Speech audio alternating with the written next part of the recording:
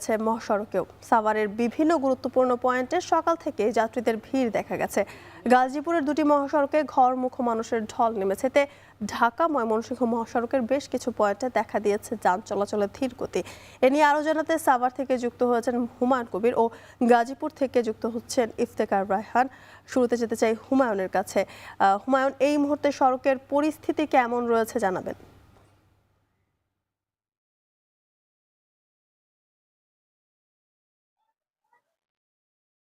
জ্যোতিকা, ঈদকে সামনে রেখে ঘরমুখো মানুষের চাপ কিন্তু আমরা গত 2-3 দিন ধরে লক্ষ্য করছি। আজকেও সকাল থেকেই দেখেছি আমরা গার্মেন্টস শ্রমিক সহ নানা শ্রেণী পেশার মানুষ কিন্তু তারা ঘরে ফিরছেন।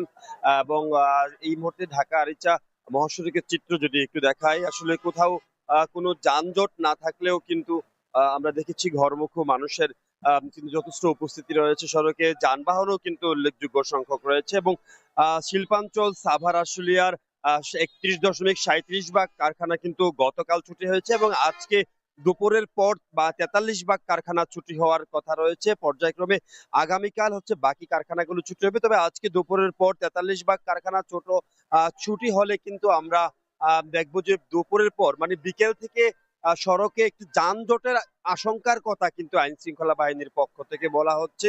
তবে এই মুহূর্তে আসলে সড়কে যানজট মানে যানবাহন বাড়লেও কিন্তু কোন রকমের যানজটের খবর পাওয়া যায়নি। তবে বাইপাইলের যেই অংশটুকু রয়েছে নবীনগর চন্দ্রা মহাসড়কের বাইপাইলের যে অংশ পলাশবাড়িপুর চন্দ্রা শ্রীপুর পর্যন্ত এলিভেটেড এক্সপ্রেস ওয়ে নির্মাণ কাজ চলার কারণে কিন্তু আমরা দেখেছি ওই জায়গাটিতে কিছুটা ধীরগতি রয়েছে। এছাড়া ঢাকা রিচা মহাসড়ক এবং নবীনগর চন্দ্রা মহাসড়কের এই মুহূর্তের চিত্র যদি বলি, আমরা বিভিন্ন পয়েন্ট ঘুরে দেখেছি। হেমায়তপুর, সাভার, আমিনবাজার, পল্লী বিদ্যুৎ, নবীনগর বাস স্ট্যান্ড, কোথাও কিন্তু জটলা কিংবা ধীরগতি পরিলক্ষিত হয়নি। যান চলাচল একেবারেই স্বাভাবিক রয়েছে এবং সাধারণ মানুষ কিন্তু নির্বিঘ্নে বাড়ি যাচ্ছে এবং কোথাও কিন্তু কোনো সমস্যা এবং আইন শৃঙ্খলা বাহিনী কিন্তু এই যানজট নিরসনে আমরা দেখেছি যে বাড়তি ফোর্স মোতায়েন করা হয়েছে ঢাকা জেলা পুলিশ থেকে এবং হাইওয়ে পুলিশ থেকে। এবং তারা বলছেন, আমরা যদি এই মুহূর্তে একটু দেখাই, একজন পুলিশ সদস্য কিন্তু দায়িত্ব পালন করছেন এবং রাস্তার পাশে যেসব গাড়িগুলো দাঁড়িয়ে আছে একটু যদি দেখাতে চাই, রাস্তার পাশে অনেকগুলো গাড়ি দাঁড়িয়ে রয়েছে। এইসব গাড়িগুলো কিন্তু যাত্রী নেয়ার জন্য এই গাড়িগুলো দীর্ঘ লাইন ধরে দাঁড়িয়েছে। বিভিন্ন কলকারখানাগুলো ছুটি হওয়ার পর যেসব গাড়িগুলো এখন দাঁড়িয়ে রয়েছে, এইসব গাড়িগুলো কিন্তু গার্মেন্টস গুলো ছুটি হওয়ার পর তারা যাত্রী নিয়ে নিজ গন্তব্যের উদ্দেশ্যে রওনা হবেন। সে কারণেই কিন্তু এইসব গাড়িগুলো এখানে দাঁড়িয়ে রয়েছে। ফলে কিন্তু কিছুটা ধীরগতি বা যানবাহনের যে সড়কে যে যানজটের কারণ হিসেবেও কিন্তু এইসব গাড়িগুলা কাজ করছে। তো এইসব গাড়িগুলাকে এখান থেকে সরানোর যে একটি বিষয়, সেসব বিষয়ে পুলিশের অ্যাক্টিভিটি লক্ষ্য করা গেলেও কিন্তু গাড়িগুলো যেহেতু গার্মেন্টস দুপুরের পর ছুটি হবে, তারা রিজার্ভ করে মূলত এই গাড়িগুলো এখানে এনে রেখেছেন। সে কারণে কিন্তু আইন শৃঙ্খলা বাহিনী তেমন কোনো ব্যবস্থা নিচ্ছে না। তো সব মিলে আসলে সড়কের পরিস্থিতি যেমনটি বলছিলাম যথেষ্ট এই এখনো পর্যন্ত সড়কের পরিস্থিতি কিন্তু স্বাভাবিক রয়েছে। তবে বিকেলের পর যেমনটি বলছিলাম, বিকেলের পর কিন্তু কিছুটা যানজটের আশঙ্কার কথা কিন্তু বলছেন পরিবহন সংশ্লিষ্টরা। পাশাপাশি একটা বিষয় জানিয়ে রাখছি, বরাবরের মতোই যাত্রীদের যে একটি অভিযোগ রয়েছে ঈদকে কেন্দ্র করে বাড়তি ভাড়া আদায়ের যে বিষয়, সেটি কিন্তু এবারও এসছে। যাত্রীরা বলছেন কোনো ক্ষেত্রে ভাড়া 500 টাকার ভাড়া 1000 টাকা পর্যন্ত নেওয়া হচ্ছে। এইসব বিষয়ে সংশ্লিষ্ট প্রশাসন যারা রয়েছে তারা যাতে ব্যবস্থা গ্রহণ করে সেই দাবি কিন্তু তারা জানিয়েছেন। এই ছিল সড়কের পরিস্থিতিরই আমার কাছে সবশেষ। বেলা বাড়ার সাথে সাথে বাড়ছে মহাসড়কের যানবাহনের চাপ, সে খবর জানাচ্ছিলেন সাভার থেকে হুমায়ুন কবির। এদিকে ঈদ যাত্রায় চাপ বেড়েছে মহাসড়কেও। সড়ক পথে নির্বিঘ্নে যাত্রা করছেন রাজধানীবাসী। এ নিয়ে আরও জানাতে রাজধানীর গাবতলী বাস টার্মিনাল থেকে যুক্ত হচ্ছেন শাহরিয়ার জামান পুলক। যাত্রীরা সময় মতো গাড়ি পাচ্ছেন কিনা, ভাড়া নিয়ে কি কারো মাঝে কোনো অভিযোগ রয়েছে কিনা?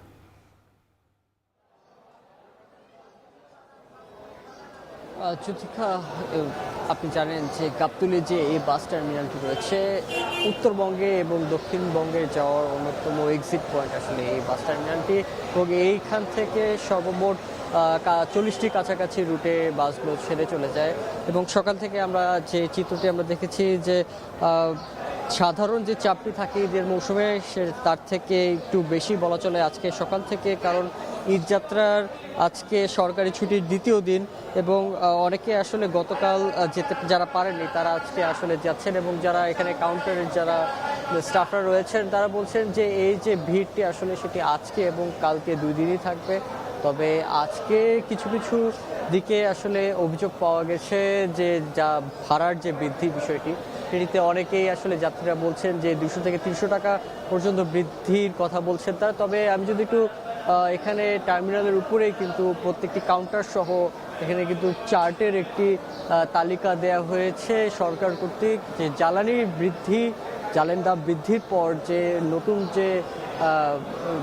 যে রিভাইজ যে ভাড়া নির্ধারণ করেছে সেটির মূল্য তালিকা কিন্তু এখানে দেওয়া হয়েছে।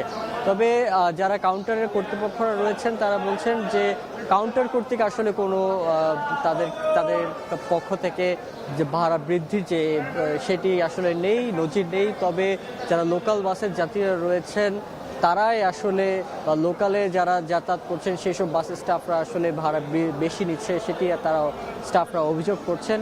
তবে আমরা দেখেছি যে এখানে পুলিশ কন্ট্রোল রুম রয়েছে, একাধিক ঘটনাও আমরা শুনেছি যে কাউন্টারগুলো থেকে আসলে বেশি ভাড়া নেওয়া হচ্ছে। যদি এরকম কোনো অভিযোগ পাওয়া যায়, সেসব অভিযোগের ক্ষেত্রে যদি প্রমাণ পাওয়া যায় তাহলে সেই কাউন্টারগুলোকে তারা 5 থেকে 10,000 টাকা পর্যন্ত জরিমানা করছে।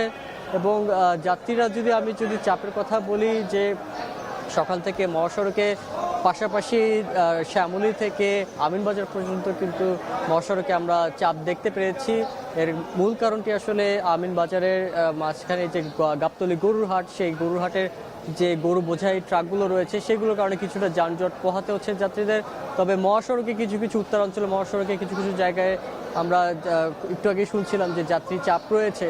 তো যানজটের কারণে আসলে যে বাসগুলো আগে ছেড়ে গিয়েছে সেই বাসগুলো আসলে রাজধানীর মুখী হতে কিছুটা বিলম্ব হচ্ছে তাদের। সুতরাং যেহেতু সকালের যে বাসগুলো সেগুলো বিলম্ব হওয়ার কারণে যাত্রী নিয়ে তারা কিছুটা দেরিতে আসলে ছেড়ে চলে যাচ্ছে। তবে এখনো পর্যন্ত যেহেতু ভোরবেলার দিকে কিছুটা বলা চলে যে ঝড় বৃষ্টির মতো হয়েছে, সেই কারণে আসলে গরমের যে উপদ্রবটি সেটি গতকাল থেকে আসলে কম, যার কারণে যাত্রীরা যে ভ্যাপসা যে গরমটি ছিল 2 দিন আগেও, সেই গরমটি না থাকার কারণে যাত্রীরা নির্বিঘ্নে আসলে মহাসড়কে যাতায়াত করতে পারছেন। তবে যেটি আসলে বলছিলাম যে অভিযোগের তীরগুলো আসলে কিছু সময় লোকাল বাস কেন্দ্রিকই হয়ে থাকে, কারণ লোকাল বাসে কিছু সময় তারা যখন যাতায়াত করে রাস্তার পথে আসলে অনেক যাত্রীদেরকে আসলে তারা তোলে, যে যাত্রীদের কাছ থেকে তারা বেশি মূল্য নিয়ে থাকে। এর পাশাপাশি আমরা দেখেছি যে শুধু এই ঈদ শুধু আসলে মুসলিম কেন্দ্রিকই নয়, আমরা দেখেছি যে বিভিন্ন ধর্মাবলম্বীর মানুষরা যারা রয়েছেন তারাও কিন্তু এখানে যাতায়াত করছেন। এবং তারা বলছেন যে এই যে তাদের যে এই ছুটিটি এটি তারা পরিবারের সাথে ভাগাভাগি করতে চান, এবং এটি যেহেতু এবার একটি বড় একটি ছুটি তারা পাচ্ছেন, 7 দিনের সরকারি ছুটি, সেই তুলনায় আসলে ছুটির দিনগুলো আসলে বেশি থাকার কারণে তারা অনেকেই আসলে আজকে ঢাকা থেকে আজকে নারীর টানে ছুটছেন তাদের গ্রামের মুখী। এবং যেহেতু একটি মহাসড়কের চাপ রয়েছে, তারা আসলে আগে থেকেই প্রস্তুতি নিয়ে রাখছেন বাসের যে যাতায়াত পথে, কারণ উত্তরাঞ্চলের বেশিরভাগ জায়গায় কিন্তু এখনো পর্যন্ত যে চন্দ্রার যে জায়গাগুলো রয়েছে, চন্দ্রা পয়েন্ট থেকে শুরু করে কালিয়াকৈর এবং যমুনা সেতুর এপার ওপার, এসব জায়গায় কিন্তু কিছু জায়গায় মহাসড়কের কাজ চলমান রয়েছে। এবং এই চলমানের কারণে কিন্তু দেখা যাচ্ছে যে বাসগুলো আসলে ছেড়ে চলে গিয়েছিল, এবং দূরপাল্লার যে বাসগুলো রয়েছে সেই বাসগুলোর কিন্তু তারা ঢাকায় আসতে আবার দেরি হচ্ছে। তবে বলে রাখতে চাই যে এখনো পর্যন্ত টিকিটের যে দুর্ভোগটি, সেই দুর্ভোগটি এখনো পর্যন্ত নাই, কারণ আপনারা জানেন যে গাবতলী বা দূরপাল্লার যে বাসগুলো আসলে চলাচল করে সেগুলো ঈদের সময় যে টিকিট সেটি অগ্রিমই হয়ে থাকে, 7 দিন আগে টিকিট কাটতে হয়। সে কারণে যারা আসলে টিকিট পেয়েছেন তারা আসলে স্বাচ্ছন্দ্যে যাতায়াত করতে পারছেন। তো এই ছিল যুথিকা আমার কাছে রাজধানীর গাবতলী বাস স্ট্যান্ড থেকে সর্বশেষ। গাবতলী বাস টার্মিনাল থেকে যুক্ত ছিলেন শাহরিয়ার জামান পুলক, জানাচ্ছিলেন সেখানকার সবশেষ পরিস্থিতি।